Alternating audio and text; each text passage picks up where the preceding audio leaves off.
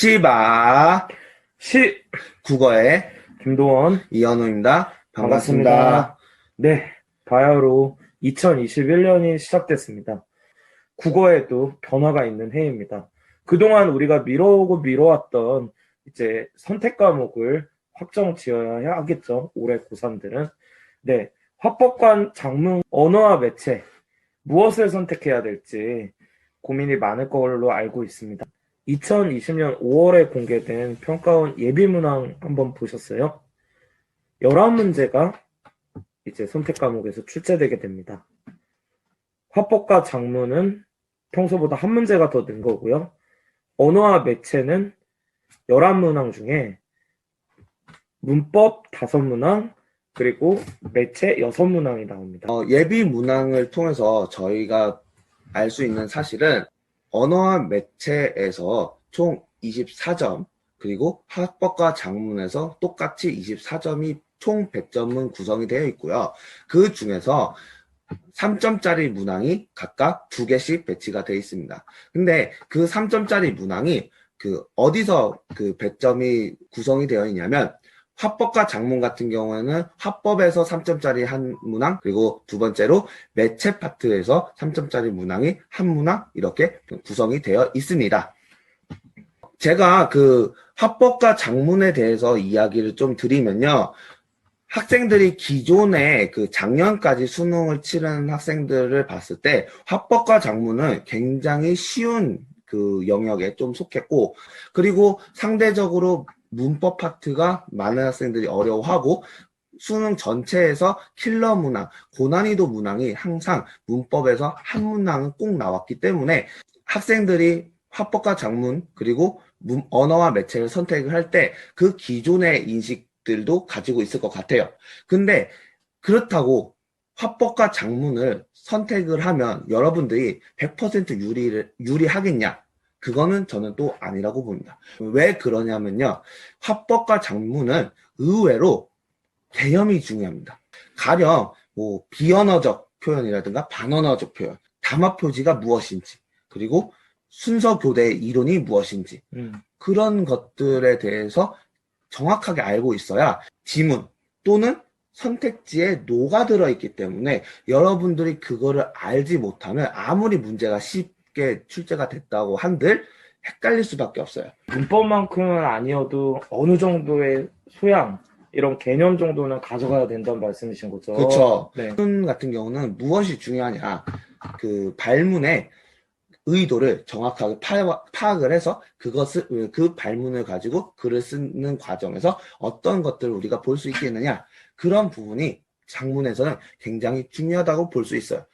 따라서 합법은 개념에 대한 인지가 제대로 되어 있는지, 그리고 작문은 발문에 대한 이해가 제대로 인지가 되어 있는지, 그것들이 중요하다고 볼 수가 있겠습니다. 선생님, 그럼 시간상 네. 좀 화법과 작문이 네. 좀 더 걸린다는 네. 그런 의견에 대해서 어떻게 생각하시는지. 일단 합법과 작문을 봤을 때 텍스트의 길이가 굉장히 길어요. 비문학 독해가 제대로 잘 안 돼 있는 학생들은 화법과 작문에 해당하는 텍스트를 읽어도 아무래도 시간이 많이 걸릴 수밖에 없죠. 그럼 이제 뭐 언어와 매체 한번 얘기해 볼까요? 네. 네, 여러분, 문법 같은 경우는 3점짜리가 여전히 한 문제 출제가 되고요. 그리고 매체 파트에서는 6문제가 출제되는데, 그 중에서 한 문제 같은 경우는 문법 요소나 이런 걸로 결합될 여지가 있다는 게 이번에 드러났죠. 그래서 평소에 뭐 내신에서 문법을 했다거나 아니면 중학교 때 이미 고등문법을 다 돌렸다. 그래서 나는 3년째 문법은 보면 딱딱 답이 이렇게 나온다. 중세국어도 안 두렵다. 이런 분들은 문법을 택하셔야 됩니다. 왜냐? 시간을 절약할 수 있기 때문이에요. 화법과 작문에 비하면 뭐 말풍선, 카톡 대화라든가 아니면은 이제 뭐 방송 보도라든가 이런 것들이 있기 때문에 여러분들이 화법과 작문보다 매체의 지문들은 쉽게 파악할 수 있을 거란 말이에요. 결국에는 이제 다양한 방식으로 소통하는 그런 여러 가지 유형의 매체들을 다루는 거기 때문에 그렇게 어렵지 않습니다. 그 때문에 시간을 좀 절약하길 바라거나 문법에 자신 있는 학생들은 아무래도 선택 과목인 화작과 언매보다는 문학과 독서 쪽에 무게중심이 좀 더 가고, 그 문학 독서에 좀 더 집중하기 위해서는 그 언어가 돼 있는 친구라면, 문법이 돼 있는 친구죠. 그 언매를 적극 추천을 합니다. 그리고 마지막으로 또 현우쌤이 또 몇 가지 주안점들을 여러분들께 알려드릴 계획입니다.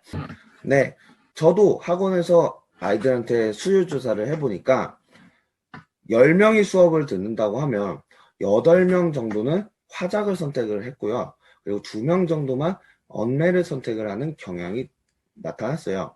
그러면 그 학생들이 기본적으로 화작을 쉬워하기 때문에 많이 선택을 한다는 건데, 제가 앞에서도 말씀을 드렸지만 아무리 화작이 쉽게 나온다고 한들 바뀐 수능부터는 이 화작에서도 고난이도 어려운 문제가 출제될 가능성이 충분히 있다. 그리고 화작에 대한 개념이 제대로 잡혀 있지 않으면 틀릴 수 있는 문제들도 많이 나올 거다. 화작을 무시하면 안 그쵸. 되죠. 그쵸? 무시하면 안 되죠. 네. 그래서 그런 얘기를 드렸잖아요. 제가 여기서 여러분들한테 확실하게 말씀드리고 싶은 점은 뭐냐면요. 여러분들 만약에 화작이 쉽다고 생각을 해서 화작을 선택을 했어요.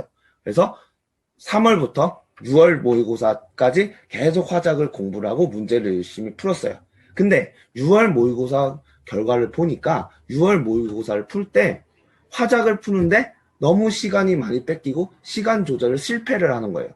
그러면 어떻게 해야 돼요? 여러분들 언매로 갈아타야겠죠? 왜? 점수가 안 나오니까. 수능에는 점수를 잘 받아야 되니까. 근데 수능은 11월에 보잖아요. 6월에 모의고사 결과를 보고 그 다음에 언매를 갈아타려고 하면 이미 늦습니다. 왜 그러냐면 언매는 화작보다는 좀 어렵긴 하지만 특히 그 언어 파트, 그 문법 파트는 굉장히 배울 양과 공부할 양이 어느 정도는 있어요. 그래서 공부를 하는데 걸리는 시간이 있단 말이에요. 그래서 보통 아무리 빨라도 3, 4개월, 보통 5, 6개월 정도가 소요가 됩니다. 그거를 잡아주려면. 그러다 보면 여러분들이 6월 모의고사 끝나고 언매로 갈아타려고 하면 그걸 다시 공부를 해야 되거든요. 그러면 거기에서 리스크가 발생을 해요. 그래서 여러분들은 그 수능 때 이도저도 아닌 상황이 될 수 있다는 거죠. 그쵸. 생각해보면, 뭐, 품사를 알아야 문장을 할 수가 있고, 학생들 보면 품사랑 문장 선분, 그 두 가지도 구분하는 게 되게 어려워하거든요. 그쵸. 근데 그거를 수능 몇 달 안 남기고, 그쵸. 한 번 다시 흐른다는 거 어렵기 때문에, 그쵸. 시간이 지금 아직 있지 않습니까? 맞아요. 혹시 두 가지 중에 고민을 하고 있다면, 그쵸. 선생님, 뭐부터 해야 된다고요?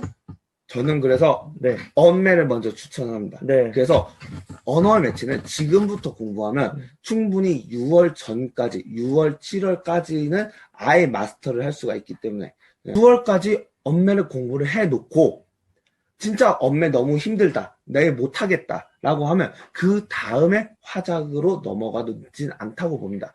왜 그러냐면 화작에 나오는 그런 기본 개념들은 언어와 매체와는 다르게 딱 5시간 정도만 투자를 하면 다 익힐 수가 있거든요. 그래서 화법과 작문 같은 경우, 화작 같은 경우는 6월 이후부터 돌려도 상관은 없습니다. 그 수험생 여러분들께 좀 도움이 많이 됐길 바랍니다.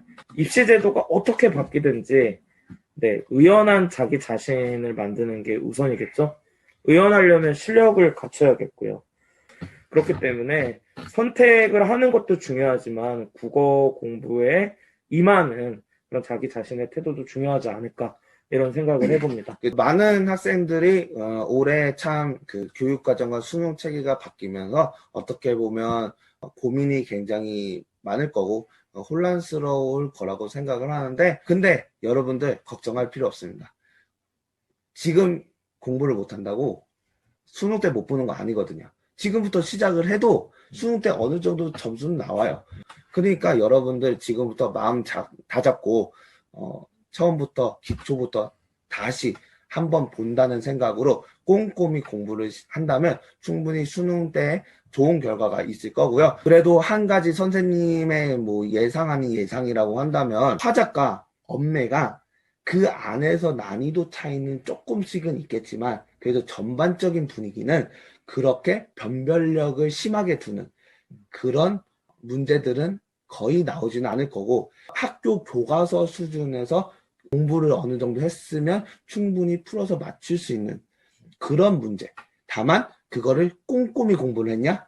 좀 덜 공부를 했냐? 그 차에서 갈려질 수 있는 그 정도 수준으로 좀 상대적으로 평이하게 작년보다는 좀 전반적으로 평이하게 나오지 않을까 그런 생각을 해봅니다. 그래서 여러분들 너무 걱정 고민하지 마시고 지금부터 열심히 공부를 해서 좋은 결과 있으시길 바라겠습니다. 화이팅! 화이팅! 네, 여러분들. 그래서 오늘은 저하고 도원쌤이 같이 올해 그 수능을 보는 고3들을 대상으로 이제 화작과 엄매 무엇을 선택을 해야 될지 알려줬습니다. 여러분들 잘 이해가 되셨나요? 그러면 여러분 다음에 또 만나요. 제발.